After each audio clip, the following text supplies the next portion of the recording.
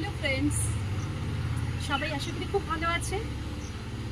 গল্পগাথায় সকলকে সাদরে অভ্যর্থনা জানাচ্ছি। আজকে বলবো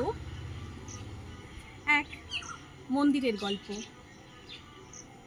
একদিন একটি মন্দিরের সিঁড়ি মন্দিরের ভিতরে মূর্তিকে জিজ্ঞাসা করলো, ভাই, আমাদের দুজনের জন্ম কিন্তু একই পাথর থেকে, অথচ দেখো তোমাকে ভক্তরা এসে পুজো করছে, অথচ আমার কোনো কদর নেই এই মন্দিরে।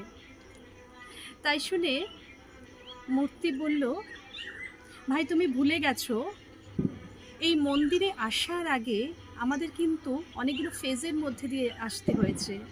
অর্থাৎ তার মধ্যে একটা বড় ফেজ ছিল মূর্তিকারের ছেনি আর হাতুড়ির আঘাত। এই হাতুড়ির আঘাত তুমি সহ্য করতে পারোনি বলে ভেঙে পড়েছো। আর আমি কিন্তু ছেনি হাতুড়ির আঘাত দিনের পর দিন, মাসের পর মাস সহ্য করেছি, তবেই আজকে এই মূর্তির রূপ পেয়েছি।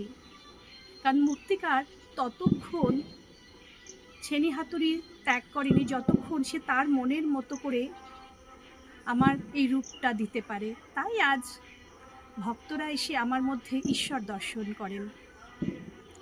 বন্ধুরা, গল্পটা একটা প্রতীকী মাত্র। আমাদের জীবনেও অনেক সময় আমরা অনেক দুঃখ কষ্টে কাতর হয়ে পড়ি, ভাবি আমার জীবনে কেন এই কষ্ট।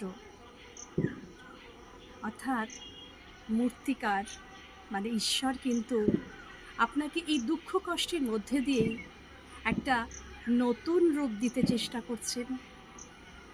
আপনি কি ভাবেন? আপনাদের উত্তরের অপেক্ষায় রইলাম।